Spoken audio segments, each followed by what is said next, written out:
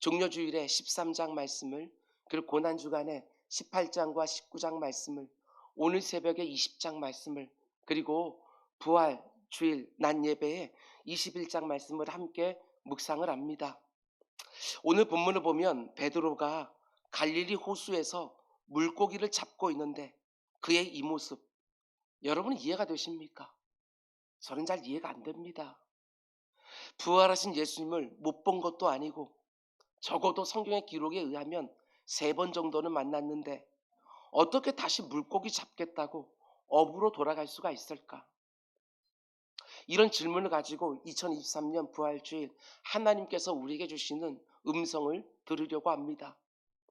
우리가 신앙생활을 하다 보면 내 자신이 도저히 이해도 안 되고 너무나 싫어질 때가 있습니다. 나를 향한 하나님의 사랑이 여전히 느껴지지만 내 스스로 생각합니다. 나는 하나님의 사랑을 받을 자격이 없다. 굳게 결심해 놓고 너무 쉽게 무너져 버리고 힘을 다해서 발버둥 쳐보지만 계속해서 엉터리 같은 짓을 또 하고 있는 내 모습을 보면서 내 자신이 너무나 싫은 것이지요. 그럼에도 불구하고 하나님은 이런 나를 사랑해 주신다, 이 믿음이 없는 것은 아닙니다. 70번씩 7번이라도 주님은 나를 용서해 주신다, 이 믿음은 있습니다. 근데 문제는 내가, 내 자신이 용서가 안 되는 것입니다. 주님 앞에 나아가면 나를 또 용서해 주신다는 것은 믿지만 내가 나를 용서할 수가 없습니다. 오늘 본문의 베드로가 바로 그런 모습이 아닐까. 자신이 너무나 사랑하는 주님을, 생명까지 다 드려도 아깝지 않을 그 주님을 3번이나 모른다고 부인을 하고 심지어 저주하며 맹세하며 모른다고 부인했던 자신의 모습이 너무나도 싫은 것이지요. 이해가 안 됩니다. 내 사랑하는 주님이 나를 다시 받아주신다고 해도 내가 나를 받아줄 수가 없습니다. 그 낙심한 마음에 주님 부활하신 거 직접 만났지만 고향으로 돌아갑니다. 사람 낚는 업으로 주님께 부름받았지만 다시 물고기 잡는 업으로 돌아가고 있는 것이지요. 그러나 우리 주님 그 베드로를 그냥 내버려 두지 않으시고 또 찾아가십니다. 완전히 넘어져서 다시는 일어나지 못할 것 같은 그 베드로를 다시 찾아가셔서 새로운 출발을 하게 해주시는 것이지요. 오늘 이 부활의 아침에 내 스스로에게 실망하여 힘들고 지치고 낭망한 자들을 우리 주님 찾아오십니다. 우리 가운데 있는 누군가를 위해서, 그리고 그 영적인 침체자를 다시 일으켜 세워주시려고 우리 주님 그 마음에 찾아주시는 것이지요. 그렇습니다. 우리 주님은 넘어진 자를 다시 일으켜서 새로운 출발을 하게 해주시는 분이십니다. 우리 주님이 자신에게 실망한 베드로를 어떻게 다시 사명의 자리로 이끌어 주시는지 그 과정 하나하나를 따라가면서 오늘 이 부활의 아침에 우리 각 사람에게 주시는 하나님의 음성을 듣는 복된 시간이 되기를 주님의 이름으로 축원을 드립니다. 내 자신에게 실망한 사람이 어떻게 그 자리에서 일어날 수 있느냐? 좀 역설적이긴 하지만 첫 번째로 우리 한번 따라해 볼까요? 내 자신에게 철저하게 실망해야 다시 일어날 수 있다. 그렇습니다. 대충 실망하면 또 넘어집니다. 철저하게 내 자신에게 실망해야 다시는 안 넘어집니다. 오늘 보면 앞부분을 보면 베드로와 다른 제자들이 얼마나 영적으로 침체되어 있는지 알 수가 있습니다. 그들은 부활하신 주님 만났습니다. 그 영광의 부활의 주님을 체험한 거예요. 사망 권세를 깼다, 이게 말이나 됩니까? 다시 산다는 것이. 그리고 영광스러운 모습으로 문이 닫혀 있지만 그는 쑥 들어오시는 다시 사신 그 주님을 만난 것이지요. 그들은 십자가로 모든 것이 끝난 줄 알았습니다. 모든 것을 버려두고 3년 동안 따랐던 주님이 그렇게 처참하게 죽으시는 모습으로 다 끝이 난 줄 알았는데 그 말씀하신 대로 정말 다시 사신 것입니다. 부활하신 주님이 찾아오셔서 어떻게 그럴 수 있느냐? 어떻게 나를 배신하고 나를 버리고 도망칠 수가 있느냐? 그들을 내치신 것이 아니라 그런 것들은 언급조차도 하지 않으셨습니다. 그 대신 오늘 새벽에 본 것처럼 너희에게 평강이 있을지어다, 오히려 그들을 위로해 주셨습니다. 그런데도 지금 완전히 침체되어 있는 것이지요. 부활하신 주님을 직접 보고 직접 만나고 직접 그분의 못자국난 손과 창자국난 옆구리가 다 보고 주님이시구나, 우리 주님 정말 다시 사셨구나, 너무나 기뻐하면서 그 부활하신 주님을 증거하기 위하여 세상으로 곧장 달려나갈 것 같은데 그들이 어디로 갑니까? 다시 물고기 잡으러 그들의 고향인 갈릴리 호수로 가는 것이지요. 도대체 왜 이런 모습을 보일까? 저는 이렇게 생각했습니다. 부활하신 주님의 그 영광스러운 모습을 보고 나니까 자기들이 한 행동 하나하나 더 부끄러운 것이지요. 주님 말씀하신 대로 정말 살아나셨는데 우리가 못 믿었구나. 주님께서 그렇게 여러 번 말씀해 주셨는데 우리가 그것을 끝까지 못 믿었구나.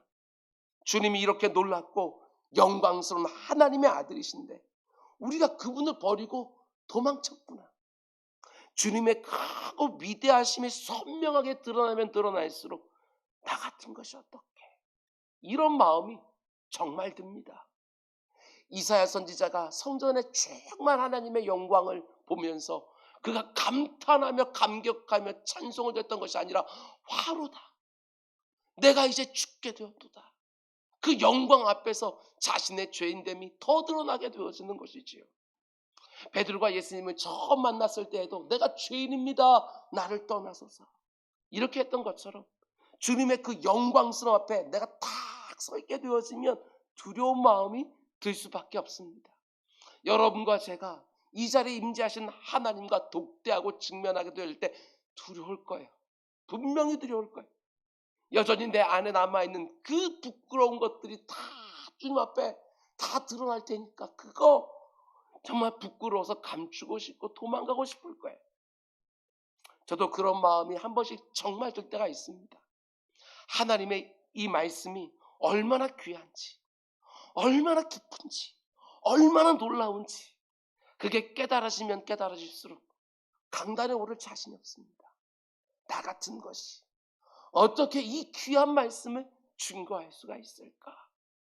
낙심하기도 하고 자신 없기도 하고 감히 그 말씀을 연구한다는 것이 부끄럽고 전한다는 것이 도무지 감당이 안 되는 제자들의 마음도 그러하지 않았을까? 부활하신 주님의 그 영광스러운 모습 앞에 그 주님을 버리고 도망갔던 자신들의 모습이 너무나도 초라하고 부끄럽고 죄송하고 면목이 없고 우리가 어떻게 그분의 제자가 될 수 있을까? 어떻게 그분의 복음을 들고 세상에 나아가서 함부로 말할 수가 있을까?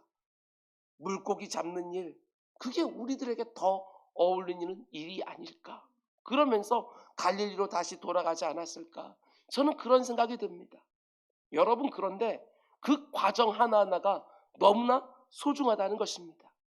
주님은 너무나도 영광스럽고 너무나도 아름다우시고 너무나도 광대하시고 그것들을 계속해서 깨닫고 그 앞에 서 있는 나는 너무나도 초라하고 너무나도 흉측하고 이것들을 계속하게 우리가 깨닫는 바로 거기서부터 우리는 다시 시작할 수 있는 힘이 생기게 되어지는 거예요.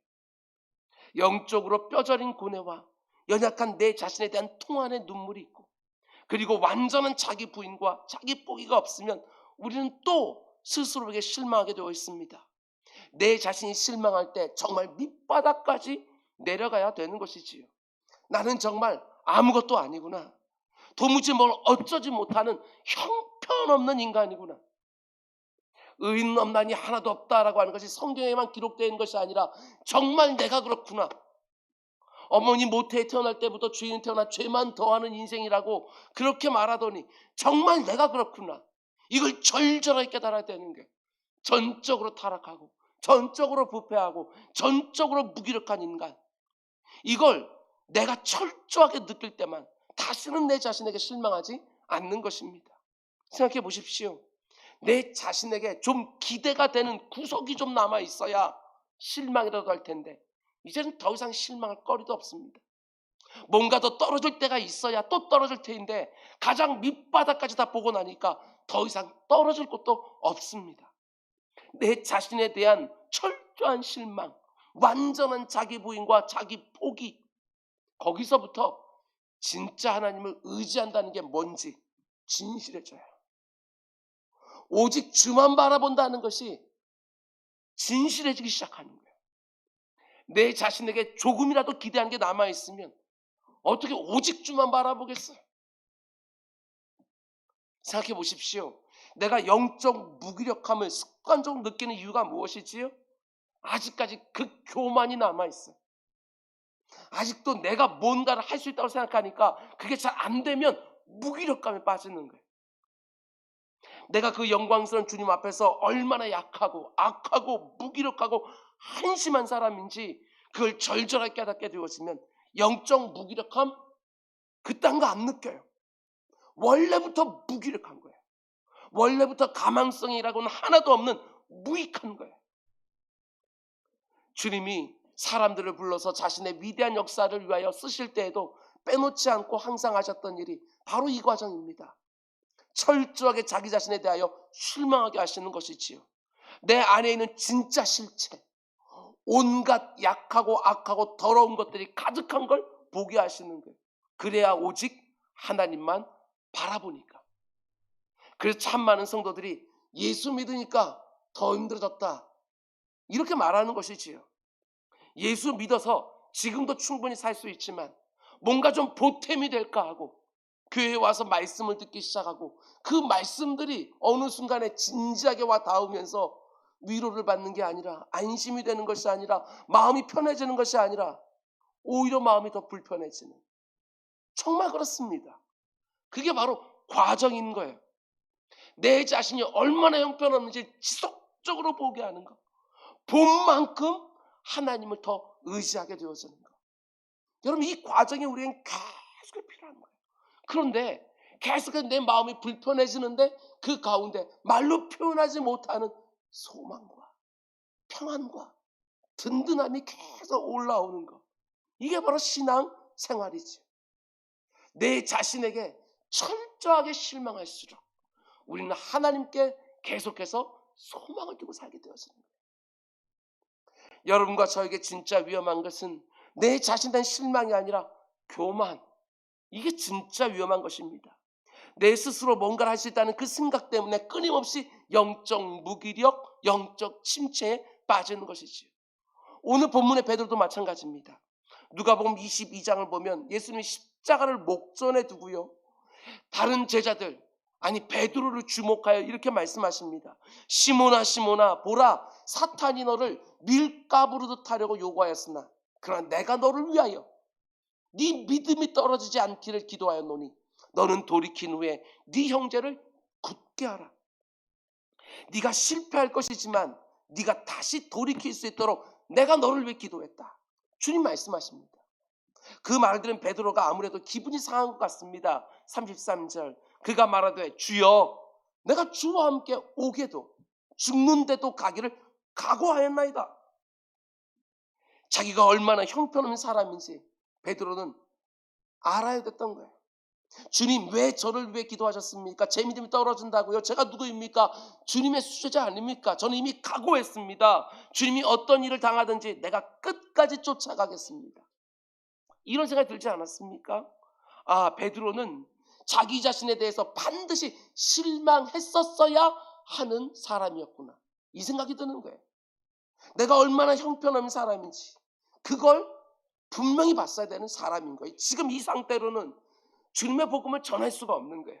철저하게 각오하고, 자기가 각오하고 말씀 전할 테니까 거기서 무슨 역사가 일어나겠어요? 딱 자기 그릇 요만큼 고고할 수 있겠지.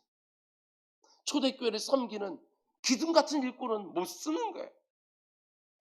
주님을 위해서 죽는 자리까지 가겠다고 각오한 것은 너무나 좋고 너무나도 귀한 것이지요. 그런데 그 각오를 제대로 지킬 수 있는 능력이 자기 자신과 없다는 거, 그걸 몰랐던 거예요. 얼마든지 자기가 그렇게 할 수 있다고, 분명히 자기는 그렇게 할 거라고 자신을 확신한 것이죠. 그런데 어떻게 됩니까? 완전히 무너집니다.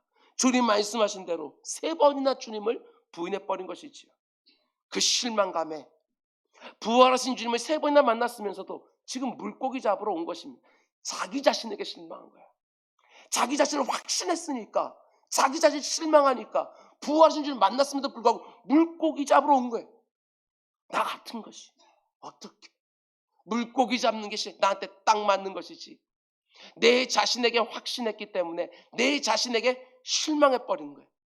틀림없습니다.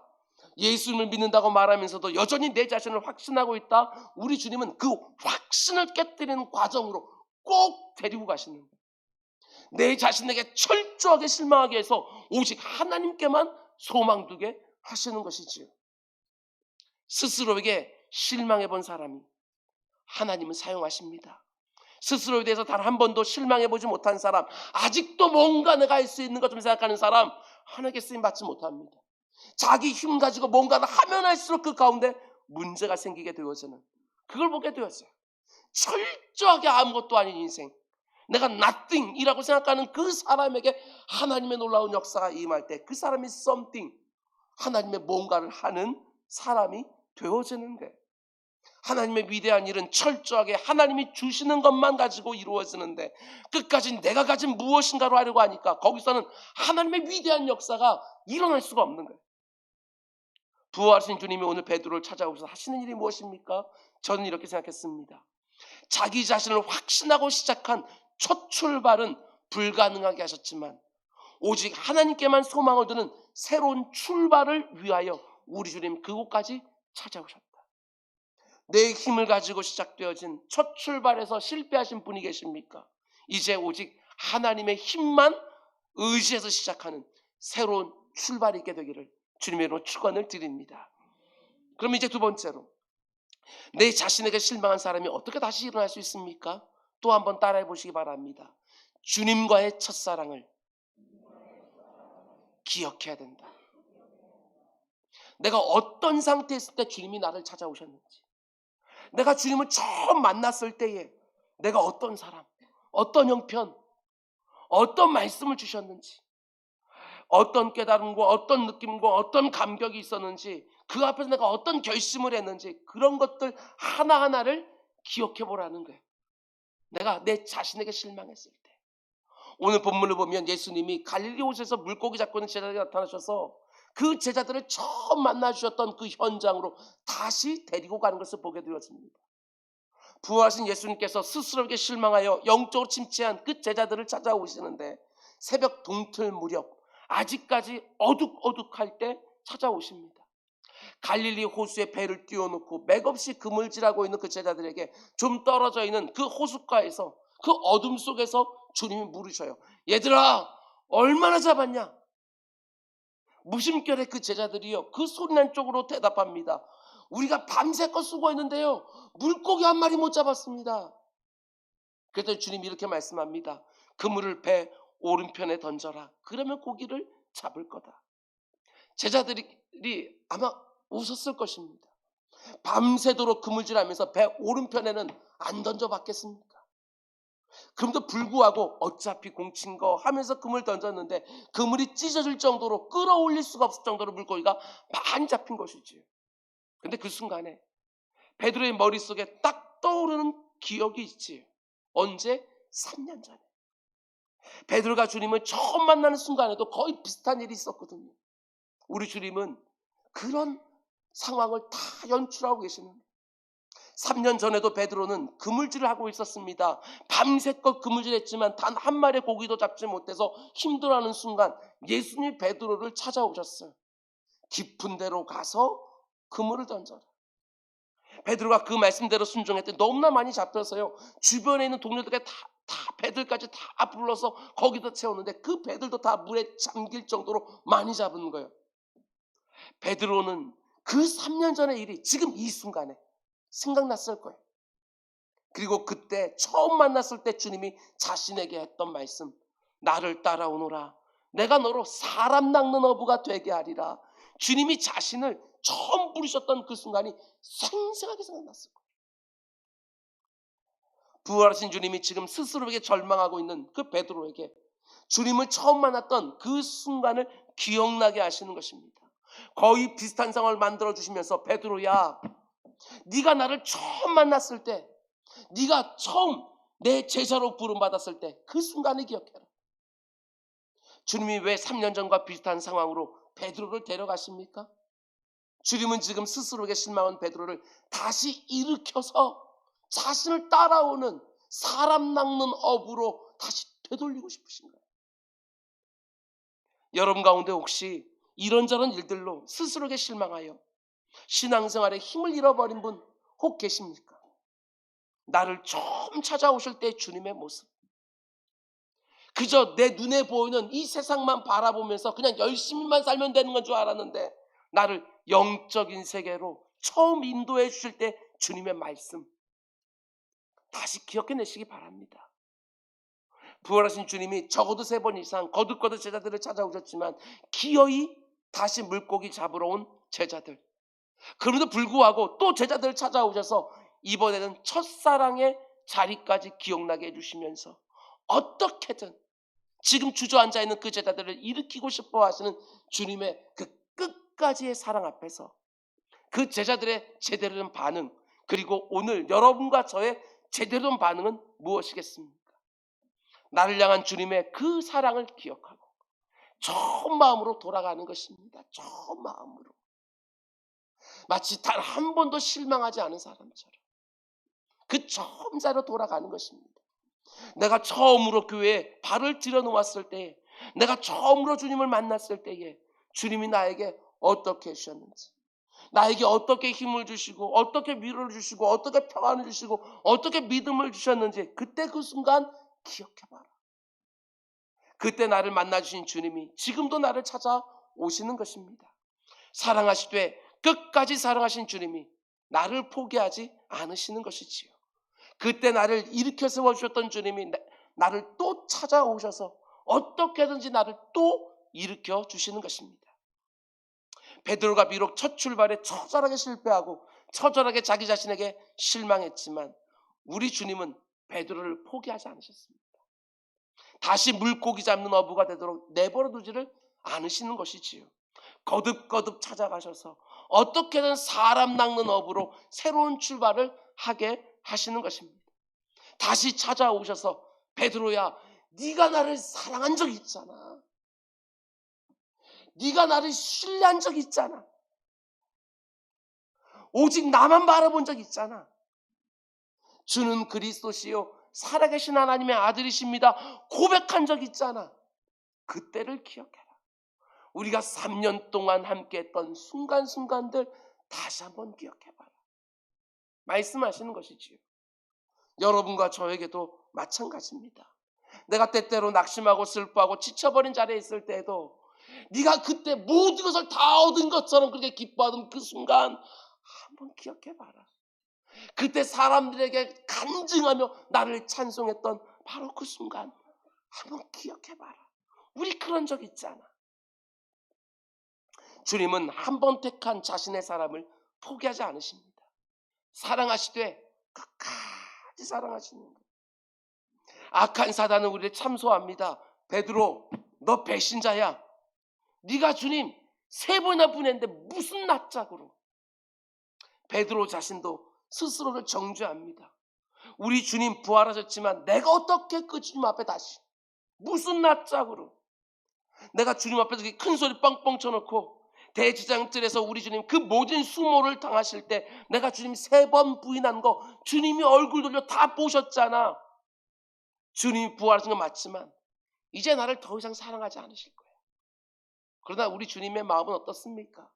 로마서 8장을 보면 사도 바울의 입을 통하여 우리 주님 이렇게 말씀해 주십니다. 높음이나 기쁨이나 다른 어떤 피조물이라도 우리를 우리 주 그리스도 예수 안에 있는 하나님의 사랑에서 끊을 수 없느니라 분명히 말씀해 주시는 거예요. 누가 우리를 정죄하리요? 그리스도께서 우리를 사랑하시면 누가 그 사랑에서 끊으리요? 나를 사랑하시되 끝까지 사랑하시는 그 주님께 아무리 면목이 없어도 아무리 죄송한 것밖에 없다 할지라도 다시 손을 내미는 것이지요. 내가 잘해서 내가 쓸모가 있어서가 아닙니다. 우리 주님의 사랑이 unfailing love, 결코 실패하지 않는 사랑, 끝까지의 사랑이기 때문에 얼마든지 염치불고하고 다시 손을 내밀 수 있는 것이지요. 오늘 부활하셔서 나를 다시 찾아오신 그 주님의 끝까지 사랑이 혹시라도 내게 다시 손을 내미는 것처럼 느껴진다면 여러분 용기를 내서 손 내미십시오. 우리 주님께서 너 그동안 뭐뭐 했지 하고 다 들춰내지 않으시고 그 손 다시 꽉 붙잡아서 나를 다시 일으켜 세워주신 거예요. 그 믿음 가지고 주님 앞에 다시 서는 우리 모두가 될 수 있게 주님의 이름으로 축원드립니다. 그럼 이제 마지막 세 번째로, 내 자신에게 실망한 사람이 어떻게 다시 일어날 수 있겠습니까? 또 한번 따라해 보시겠습니까? 사명의 자리로 다시 돌아가야 된다. 여러분, 베드로가 물고기로 가득한 그물을 끌어올리면서 첫사랑의 추억에 잠겨 있었지만 그때까지도요, 그분이 주님이라는 걸 모르고 있어요. 아직까지 어둑어둑한 새벽 동틀 무렵이고 주님이 조금 떨어진 호숫가에서 말씀하고 계시기 때문에 그분이 주님이라는 것을 아직까지 못 알아보고 있어요. 뿐만 아니라 왜 베드로가 주님을 알아보지 못했을까? 저는 이렇게 생각했습니다. 주님이 부활하신 것은 알고 있지만 이렇게 물고기 잡으러 갈릴리에 내려온 자신에게 주님이 또 찾아올 리가 있을까? 어쩜 이렇게 생각했을지 모르겠어요. 아니면 이 자리까지 찾아오시겠나? 베드로는 지금 주님을 알아보지 못하지만 옆에 있던 요한이 먼저 알아봐요. 7절, 예수께서 사랑하시는 그 제자가 베드로에게 이르되 주님이시라 하니, 여러분 상상해 보세요. 시몬 베드로가 그물질하려고 옷을 벗고 있다가 주님이라 하는 말을 듣고 겉옷을 두른 후에 바다로 뛰어냅니다. 여러분 상상이 그려지지 않아요? 이 모습이. 요한이 소리칩니다. 갑자기 주님이시다. 우리 주님이 여기까지 찾아오셨다. 그때 주님의 그 다른 제자들의 마음이 어땠을 것 같아요? 주님이 부활하신 걸 빤히 알면서도 그 주님을 나아가지 못하고 너무 부끄러워서, 너무 면목이 없어서, 지금까지 자기들이 했던 일들이 너무나도 한심스러워서 우리 같은 거 또 쓰시겠나 하면서 갈릴리에 내려와 물고기 잡고 있었는데 주님이 거기까지 찾아오신 거예요. 그 순간에 모든 제자들이 얼마나 감격했을까. 집 나간 탕자를 마을 어귀에서 기다리고 있는 아버지를 멀리서만 바라보아도 가슴이 벅찰 텐데, 돼지 우리에서 쥐염 열매를 먹고 있는 그 탕자를 아버지가 수소문하여 거기까지 찾아왔다고 생각해 보셔요. 그 탕자의 마음이 어떻겠어요? 지금 제자들의 마음이, 베드로의 마음이 그런 것이지. 베드로의 모습 언제나 동일하게 또 그 모습 보여줘요. 베드로가 그물질을 하려고 옷을 벗어놓았다가 그 옷을 다시 그냥 주님이시라 하는 말씀을 대충 막 걸치고 바닷속으로 뛰어드는 거예요. 아니 주님이 여기까지 찾아오시다니, 이런 나를 또 찾아오시다니, 그 벅찬 마음에 베드로가 배에서 뛰어내린 거예요. 그리고 첨벙첨벙 그 호숫가로 뛰어가는 그 베드로의 모습, 눈에 선하지 않습니까? 베드로는 이렇게 생각했을지도 모르겠습니다. 내가 주님 버리고 떠났으니 주님도 나를 버리고 떠나시겠지. 아닙니다. 절대로 그렇지 않습니다. 사랑하시되 끝까지 사랑하십니다. 우리는 때때로 정말 어처구니 없는 일들을 합니다. 너무나도 어리석은 일들, 진짜 후회 막심한 일들 우리 참 많이 합니다. 하나님이 금하신 일들도, 하나님이 너무나 가증스럽게 여기는 일들도 때때로 너무나도 약해서, 너무나도 악해서, 너무나도 어리석어서 그런 일들 하는 것이지요. 그리고 이렇게 생각합니다. 하나님 이런 나에게 지치셨을 거야. 마치 하나님께서 가브리엘 천사의 지우개 좀 가져와라, 쟤는 도저히 안 되겠다, 내 마음을 좀 지워버려야 되겠다, 이럴 수 있다고 생각하는 것이지요. 아닙니다. 절대로 그렇지 않습니다. 내가 구원받을 때 무슨 자격이 있어서 구원받았습니까? 내가 착하고 훌륭하고 근사해서 주님이 나를 찾아오셨습니까? 그렇지 않습니다. 내가 처음 신앙생활을 은혜로 시작했다면 넘어졌을 때도 그 은혜만 의지해서 다시 일어나는 거예요. 첫 출발도 은혜로 시작했던 것처럼 새로운 출발도 은혜로 시작하는 거예요. 여러분이나 저나 어차피 계속해서 고침을 받아야 되는 과정 중에 있는 사람들 아닙니까? 과정 중에 있는 사람들, 계속해서 수선해야 되고 계속해서 뜯어고쳐야 되는 부분들이 너무나도 많은 사람들 아니에요? 하나님이 완벽하고 완전한 사람들만 품에 안으신다면 우리는 이미 오래전에 버림받았습니다. 오래전에 잊혀져야 마땅하지요. 우리 주님은 절대로 나를 잊거나 버리지 않으십니다. 거듭거듭 찾아오십니다. 계속해서 나를 회복시키려고 애를 쓰시는 것이지요. 그래서 오늘 본문을 보면 베드로에게 어떻게 하시느냐 묻습니다. 요한의 아들 시몬아, 네가 나를 사랑하느냐? 주여, 그러하나이다. 내가 주님을 사랑하는지 주님이 아시나이다. 그러면 내 양을 먹여라. 시몬아, 네가 나를 여전히 사랑하느냐? 주님, 제가 그때 주님을 모른다고 3번이나 부인했지만 여전히 주님을 사랑하고 있다는 거 주님이 아시지 않습니까? 그래? 그러면 내 양을 쳐라. 시몬아, 네가 나를 정말 사랑하느냐? 그럼요, 주님. 제가 주님을 얼마나 사랑하는데요. 그러면 내 양을 먹여라. 제가 확신하건대 주님이 자신의 양들을 먹이고 치라고 말씀할 때 베드로는 완벽하게 회복되었을 거예요. 그걸 어떻게 확신할 수 있습니까? 한번 생각해 보십시오. 여러분, 제가 누군가를 믿고 저의 전 재산을 다 맡겼는데 그 사람이 그 돈을 가지고 도망갔다고 생각해 보셔요. 제가 수소문을 다 해서 그 사람을 어찌어찌 해서 찾아서 봤더니 목사 돈 떼먹고 벌 받아서 아무것도 없이 초라한 모습으로 살고 있는 거예요. 근데 제가 그분에게 가서 제가 당신을 용서합니다 이렇게 말하지 아니하고 제게 남아있는 이 돈을 다시 한번 맡아주시겠습니까? 이 말을 들을 때 그 사람이 어떤 생각이 들겠어요? 철저하게 실패한 이력이 있는 베드로에게 우리 주님 다시 사명을 맡기십니다. 내 양을 먹이라, 내 양을 치라, 내 양을 먹이라. 완벽한 용서인 거예요. 정말 완벽한 용서이죠. 그리고 베드로는요, 주님이 다시 맡겨준 그 일을 로마에서 십자에 거꾸로 매달려 죽을 때까지 감당해요. 정말 충성스럽게. 우리 주님이 계속 실패하고 흔들리는 나에게 어떤 일을 다시 맡겨주십니까? 그게 바로 내 사랑하는 자야, 우리 다시 시작하자. 다시 새롭게 출발하자. 그 말씀이 아니고 또 무엇이겠어요? 사도 바울의 경우를 생각해 보시기 바랍니다. 하나님을 향한 그의 열정적인 첫 출발은 그리스도인들과 교회를 잔멸하는 모습이었어요. 그런데 다메섹 도상에서 부활하신 주님이 그를 찾아와 사명을 맡겨주시지요. 교회를 핍박하고 잔멸하려고 했던 이력을 가진 그에게 부활하신 주님이 새로운 사명을 주셔서 새로운 출발하게 하시는 거예요. 사울아, 사울아, 어찌하여 네가 나를 핍박하느냐? 이제부터는 이방인들에게 나의 복음을 전하라. 너는 이방인들을 위하여 내가 택한 나의 그릇이니라. 그 말씀을 들었을 때 사울은요, 바울이 되는 거예요. 그 주님을 만난 그 다메섹 도상을 일평생 간증하면서 사도행전만 보더라도 3번 이상 나와요. 똑같은 간증이. 그 간증을 기억하며 그 첫사랑의 자리를 기억하며 생명을 다 쏟아부어서 그 사명 감당하는 것이지요. 그냥 용서해 주시고 관계를 끝내버리는 것이 아니라 사명을 주심으로 관계를 다시 시작하시는 거예요.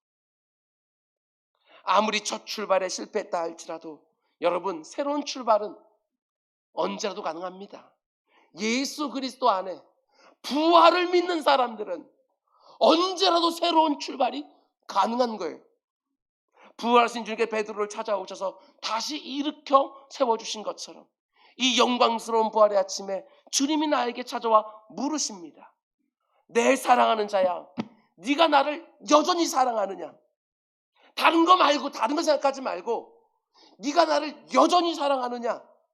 네가 나를 정말 사랑한다면 내가 기뻐하는 일 다시 한번 해봐라.